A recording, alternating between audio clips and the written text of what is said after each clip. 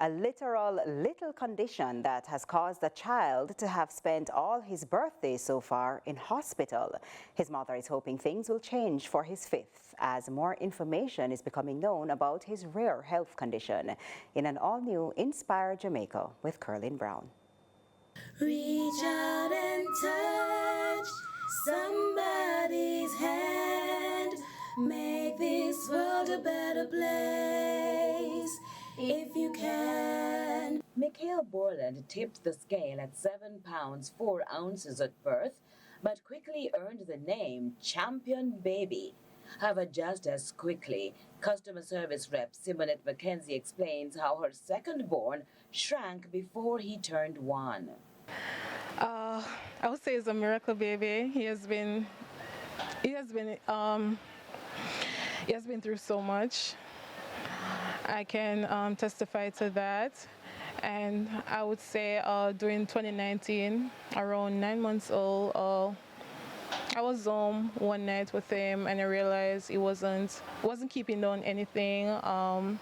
Whatever he eats would come back up, just vomiting, fever, diarrhea, and then after that it was just losing weight. I took him to church. After I took him to church, Pastor prayed with him, and then Pastor told me to take him to Bustamante Children's Hospital, and that's where everything started. A badly dehydrated Mikhail was rushed to the emergency room, with doctors saying all his veins had collapsed. She faced the tough question. They were like, "Mommy, where have you been with this child for so long?" Because I didn't know what was going on. Today there was right away admission with him. After he was there, they didn't know what was going on as well, so they started doing their tests and stuff like that. At one point I thought I would have lost him based on what was going on, so they were just trying to keep him hydrated, treating for some of the symptoms that they're seeing until they started doing checks. After they found out what was going on with him, it was right into ICU. He got admitted for quite almost a month. What did they finally say was a diagnosis? So they told me that he developed Fanconi syndrome.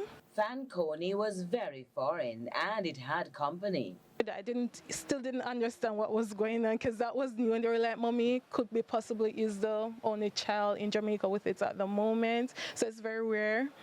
And I started doing my research. COVID was in at the time, so it was really hectic on me traveling from Thompsontown in Clarendon all the way to Kingston on a daily basis to visit him. While the physicians were using medicine to keep her son alive, so he celebrated his first birthday, Simonette was trying to learn about this syndrome to now be able to explain in her own words. It has something to do with his kidney, the electrolytes in his body. So all his electrolytes, they were abnormal. All of them was abnormal. The book says Fanconi syndrome can be caused by faulty genes or later in life due to kidney damage. Characteristics of the disorder manifested early with Mikhail. The kidney wasn't functioning, so basically whatever it should be keeping inside, it's letting it. So it eventually was working like a strainer. So what it's supposed to keep in, it's letting out of the body. And then I realized at one point it was affecting his bones. So he wasn't getting the treatment as yet. So it started feeding from the body, it takes the mineral and everything from the body. So his bone becomes so brittle that after he was coming out of ICU, he came out with 2 broken legs. He was back on the ward and they were there doing their checks. They're treating him for what they can. Thanks to Dr. Youngpert from she was one of them that, she's the nephrologist for him, and she does her best. Other doctors and medical staff at Bustamante Children's Hospital, they didn't give up on that child. They did their best, and I'm so appreciative because each time I go there, I thought I would have lost him. Right, and after that he has been in and out of hospital from 2019 up to until now. Even though restricted by the plaster of Paris malls, this child danced to his own music.